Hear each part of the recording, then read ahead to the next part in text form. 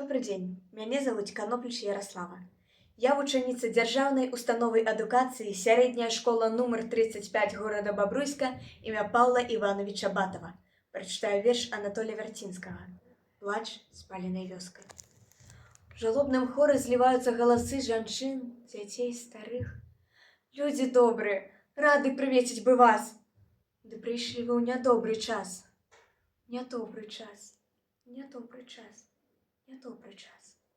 Рады сустрэць бы вас хлебам ды солю, ды вось, сустракаем смяротным болем. Смяротным болем, смяротным болем, смяротным болем. Рады сустрэць бы крынічнай вадой, ды вось, сустракаем вялікай бядой. Вялікай бядой, вялікай бядою, вялікай бядою.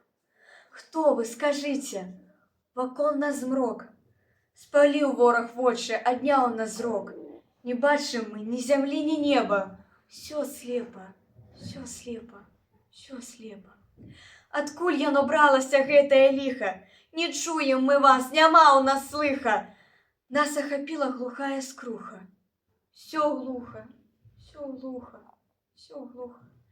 Хацелі б сказаць бы вам добрыя словы, ды вораг люты пазбавіў нас мовы. Не вымавіць слоўца. Безмоўны ўсе мы.